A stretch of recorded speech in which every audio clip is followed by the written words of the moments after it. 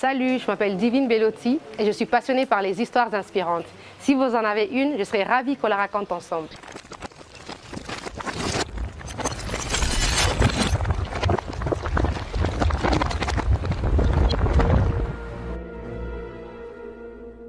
Nous nous retrouvons donc aujourd'hui pour l'épisode 4 de D'ici avec Divine Bellotti.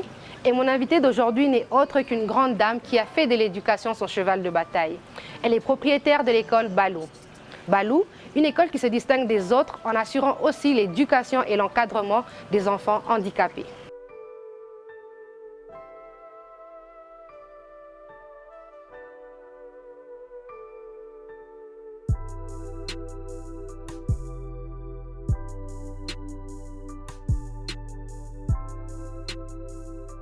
Alors bonjour Madame Magui. Bonjour. En tout cas, merci de nous accorder de votre temps aujourd'hui pour pouvoir raconter votre histoire et partager votre expérience. Ok. Alors comme je l'ai dit plus haut, vous êtes la fondatrice de l'école Balou. Exactement. Est-ce que vous pouvez me refaire vivre un peu à l'époque? Qu'est-ce qui vous a poussé à créer une école? Eh bien, je dirais que c'est un rêve d'enfance. Okay. C'est une vieille histoire. Okay. Quand j'étais petite, j'aimais bien jouer à la maîtresse parce que j'ai eu de la chance d'être dans une très bonne école. Mais j'habitais dans un quartier où les enfants n'allaient pas à l'école. Et quand je revenais chaque soir, je m'occupais des enfants du quartier. Et je n'avais que 8 ans. Okay. Oui. Alors, ce qui fait que je rêvais qu'un jour je ferais une école, une très grande école, où je m'occuperais de la jeunesse, tout en étant petite. Qu'est-ce qui a nourri ces rêves, si petites en fait? Ben, je crois que c'est le fait qu'il y ait eu des gens qui ont servi de cordon ombilical pour moi. Ma marraine, entre autres. Okay. J'ai eu une marraine belge, Madame Chantal Bez, qui m'a pris dès ma tendre enfance. J'étais avec elle. Ben, je crois qu'elle a fait un grand travail sur la vocation, parce que être enseignant, ce n'est pas une profession, c'est une vocation. Et elle a nourri cette vocation parce que je devais l'accompagner dans les visites des orphelins, des vieillards, des malades. Et je crois que c'est une vocation qui a été suffisamment nourrie par cette dame-là. Oui. Est-ce que vous pouvez situer les personnes qui sont en train de nous suivre actuellement? Où est-ce que nous sommes? Actuellement, nous sommes dans un centre pour des personnes vivant avec handicap mental, physique et sensoriel, qui a aussi 40 ans de vie. Ou aussi un rêve, parce que je ne pensais pas que je m'occuperais de cette catégorie de personnes. Pour moi, c'était l'enseignement des enfants qui n'ont pas de problème. Mais voilà qu'un beau jour, j'accompagnais mon cher époux en Belgique, où j'ai dû visiter un centre pour des personnes vivant avec un handicap mental. Et là, j'étais sidérée, tellement touchée, que je me suis dit que c'était ça ma vocation. Et dès ce jour-là, ça ne suffisait pas d'avoir pitié. On m'a dit il faut apprendre. Et c'est comme ça que j'ai appris. Et quand je suis revenue au Congo, je ne pouvais pas non plus commencer parce que je n'avais pas les moyens. C'est comme ça que je me suis mise avec une dame allemande, Madame Sen Outé. 2000 combien? En 1990. Alors on a commencé quelque chose comme ça, il y a 43 ans. On a commencé l'école et voilà.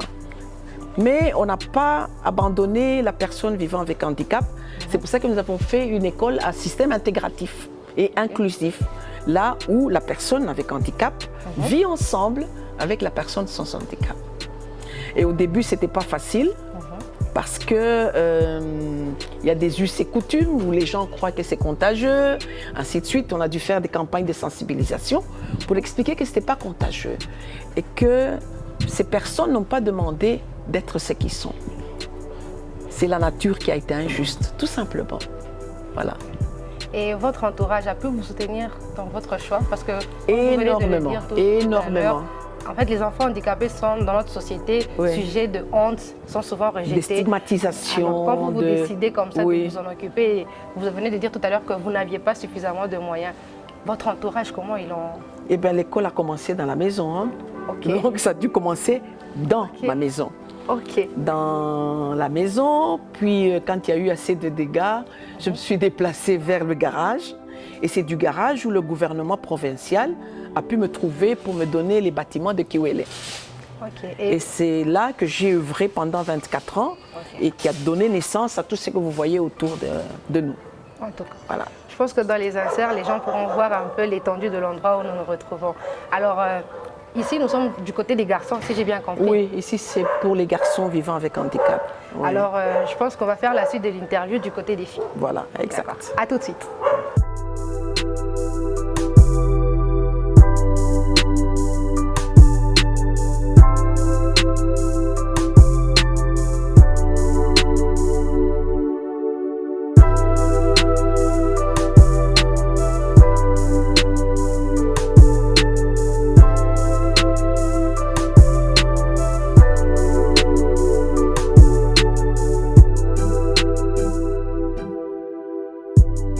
Alors nous nous retrouvons actuellement du côté de l'internat chez les filles pour pouvoir continuer notre interview.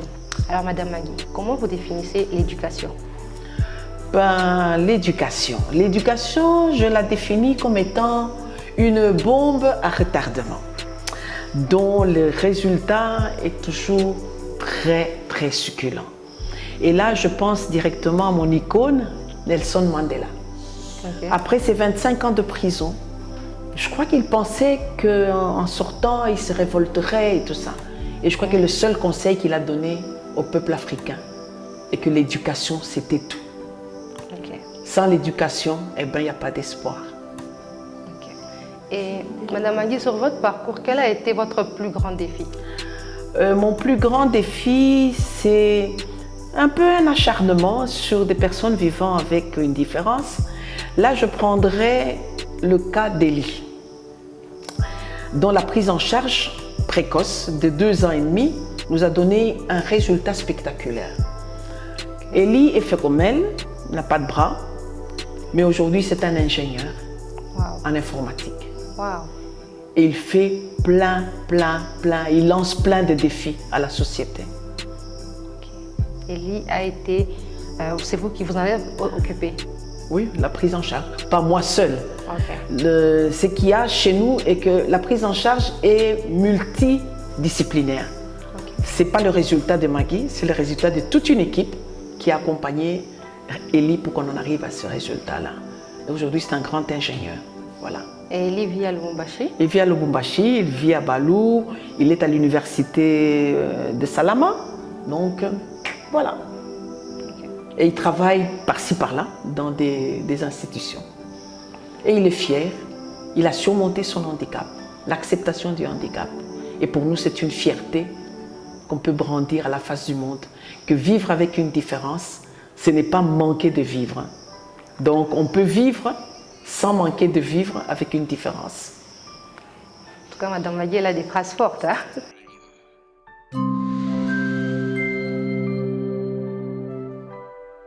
Bonsoir Élie. Bonsoir madame. Comment tu vas aujourd'hui? Je vais très bien, c'est pas vous? Je vais bien aussi. Alors Élie, est-ce que tu peux en dire plus aux personnes qui sont en train de te suivre sur qui tu es? Je réponds au nom de Kawen Élie. Je suis au centre Balou depuis 2 ans jusqu'au jour et j'ai 23 ans aujourd'hui. Okay. Alors Élie, qu'est-ce que tu fais dans la vie? Premièrement, je suis étudiant à l'université de Don Bosco. Je sais pas, je suis aussi DJ et beatmaker aussi. Et dis-moi, quel est ton plus grand rêve? D'être un grand conférencier. Qu'est-ce qui motive ce rêve en fait? Ce qui me motive, c'est par rapport à mon état, de parler un peu de moi dans le monde entier, parce qu'il y a de ces gens qui ont tout main, qui se cachent, qui ne veulent pas travailler. Et du coup, moi, je vais montrer un peu ce que j'ai fait. C'est un peu ça.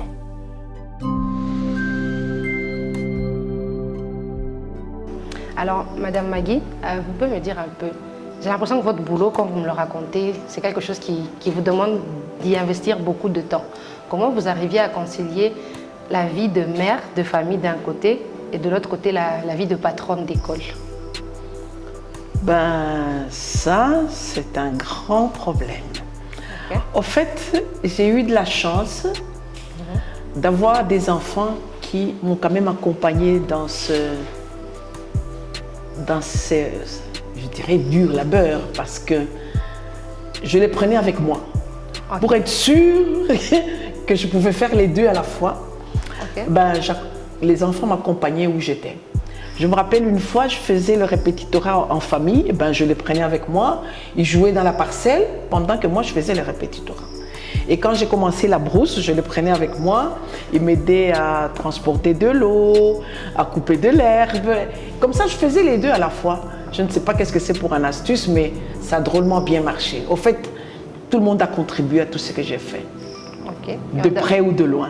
Oui. Et Madame Magui a combien d'enfants? Eh ben, elle a 7 enfants, 2 filles et 5 garçons. Voilà. Et aujourd'hui, Madame Magui, en mars 2024, qu'en est-il de l'école Balou? Eh bien, l'école Balou, c'est resté toujours un rêve à continuer. C'est toujours pas fini, hein? C'est un rêve continu. L'école Balou aujourd'hui rêve d'un institut supérieur qui est en train de former du personnel en santé mentale et soins psychiatriques, la logopédie, la kinésithérapie, la psychomotricité et les soins généraux. Donc, c'est la continuité, au fait, c'est la suite de l'école Balou. Parce que l'école Balou étant une institution à système intégratif, donc comme vocation, il serait mal entendu qu'il n'y ait pas une continuité pour pérenniser l'école Balou. Parce que l'école Balou, c'est d'abord la personne vivant avec handicap, la personne différente. Alors, pour pérenniser cette vocation, on a pensé faire cet institut. Donc, c'est ce que vous voyez peut-être derrière déjà. Là, on est en train de faire les auditoires pour pouvoir pérenniser l'école Balou. Mais à l'heure actuelle, il y a une école maternelle, primaire, secondaire et l'institut supérieur. L'école secondaire se trouve où? Eh bien, toujours ici. Hein. Je pense derrière. On va un peu visiter. Voilà. Mais à l'époque où moi j'ai connu l'école Balou, nous étions au niveau de Kiwele. Qu'est-ce qui s'est passé pour que tout Balou déménage pour venir ici, à Kimbembe? Eh bien, c'était les bâtiments appartenant au gouvernement congolais. Donc, ils ont récupéré leurs bâtiments et c'est comme ça que nous nous sommes retrouvés ici. Ça a été un coup dur ou... Ben, c'était dur parce que c'est la veille de la rentrée scolaire. On m'avait demandé de déménager de Kiwele, ça n'a pas été facile. Bon, pour moi, chaque fois que je rencontre des difficultés, c'est déjà un défi à relever. Donc, on a dû faire l'école dans des conteneurs et heureusement que les parents nous ont fait confiance et ça a continué. Voilà, on est là. Et pendant toute une année scolaire, vous avez fait l'école dans des conteneurs? Dans des conteneurs, oui.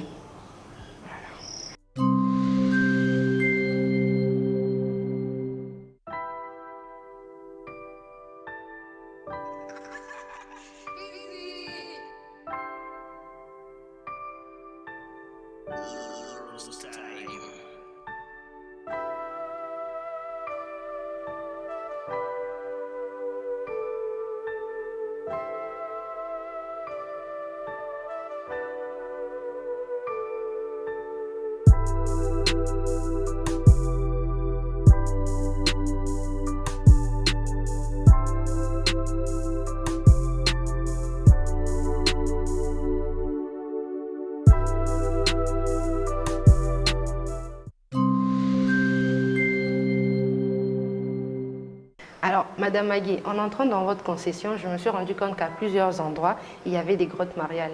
Quelle est la place de Dieu dans la réalisation de tout ce que vous avez fait?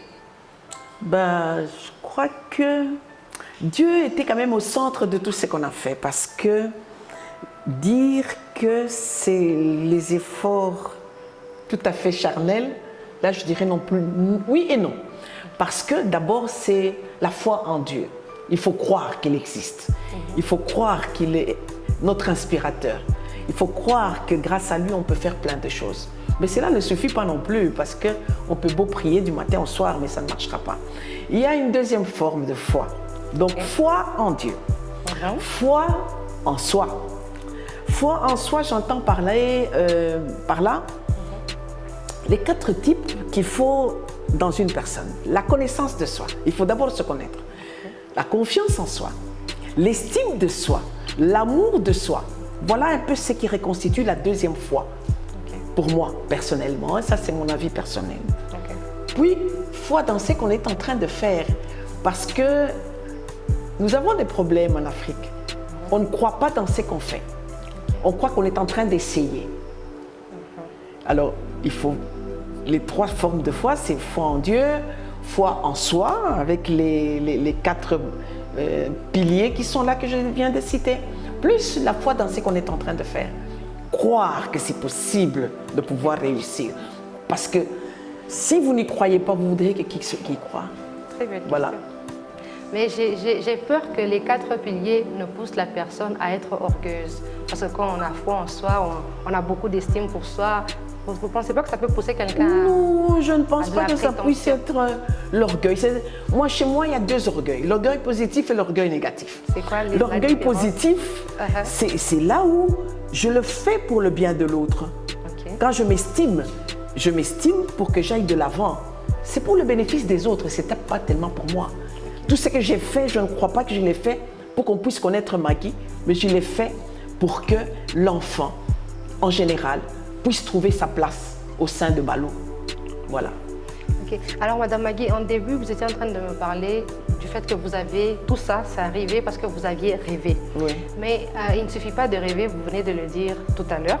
Il faut rêver debout. C'était ça vos mots.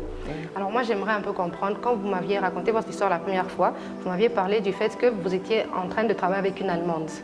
Et quand j'ai essayé de discuter avec des personnes qui ont connu Balou à l'époque où moi je n'étais même pas encore née, ils m'ont dit que Balou était l'une des premières écoles africaines, ou on va dire congolaises de la place.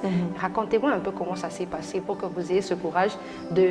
C'est une chose de travailler avec quelqu'un, mais c'est une autre de travailler seul. Vous pouvez me raconter un peu cette transition, comment elle s'est passée? Au fait, j'ai fait 10 ans où j'ai travaillé avec la coopération allemande, avec la dame allemande et tout ça. Puis, après, elle devait partir parce que c'était la fin de la coopération allemande, hein, GTZ. Mais c'est à ce moment-là que j'ai senti que je n'avais pas confiance en moi. Je pensais que pour continuer, il fallait à tout prix que je sois à côté d'un blanc. Ok. Et c'est comme ça que je me suis mise avec une dame belge. Parce que je me disais, mais comment je vais m'en sortir sans ça? Alors, en me mettant avec la dame belge, ça n'a pas pris long feu. C'était juste pour quelques mois parce que c'était pas comme la dame allemande où nous étions à part égale, les considérations, on faisait des réunions et tout ça. Là, c'est un peu du racisme, si je peux dire. Alors là, ça n'a pas pris long feu. Tout de suite, ça s'est disloqué. Et c'est là où j'ai pris confiance en moi. Où je me suis dit que c'était possible. C'est comme ça que je vous ai dit que l'histoire et que je me suis retirée. J'ai dû faire l'école dans ma salle à manger et de la salle à manger au garage et du garage à Kiwele. Voilà. Et il y a eu des personnes particulières qui vous ont soutenu? Absolument. Beaucoup de gens m'ont soutenu. Et même le gouvernement provincial m'a soutenu. Ce n'est pas l'histoire de Maggie, c'est l'histoire de toute une communauté. Toute la communauté m'a soutenu. Voilà. Des enfants merveilleux. Mama Maggie a hâte que toute la société congolaise les voie ainsi, que le gouvernement leur accorde plus d'attention. Mais pour une victoire contre l'ignorance, ces enfants, il faut d'abord les aimer. Alors, Madame Maggie, on dit que les bonnes choses ne durent pas beaucoup. Oui. Quel serait le conseil que vous pourrez donner à la jeunesse qui est en train de vous suivre aujourd'hui? Bon, la jeunesse, qu'est-ce que je dirais? Il faut rêver. Toute la jeunesse doit rêver. Rêver de quelque chose. Mais rêver en travaillant. Rêver debout, mais pas rêver en dormant. Parce qu'il n'y a rien de gratuit sur la terre. Tout est le résultat des efforts consentis, mais pas seul. Parce que je ne dirais pas que c'est mon résultat. C'est le résultat de toute la population congolaise et katangaise qui m'ont accompagné dans ce travail. Seul, je ne serais jamais arrivé à ce que j'ai fait. Voilà. Donc, nous devons compter avec les autres. Seul, c'est impossible. Un seul doigt ne pourra jamais, jamais, jamais attraper un pouls. En tout cas, je pense que Mme Maggie vient de donner une leçon très profonde. Un seul doigt ne pourra jamais attraper un pouls. Alors, Mme Maggie, je pense que Je pense que c'est par ces mots qu'on va se dire au revoir. Merci d'avoir partagé votre expérience. J'espère que cet épisode vous aura plu et que vous aurez pu tirer quelques leçons que vous pourrez appliquer dans votre propre vie. Si l'épisode vous a plu, je vous invite à le commenter en utilisant une phrase qui contienne le mot éducation. N'oubliez pas de partager l'épisode, n'oubliez pas de liker. Et moi, je vous dis bye bye, à la prochaine. Qu'il soit handicapé, qu'il soit noir ou blanc, qui n'a le cœur dur, qui n'ait toute innocence, qui soit né d'amour ou par accident. Malheur à celui qui baisse un enfant.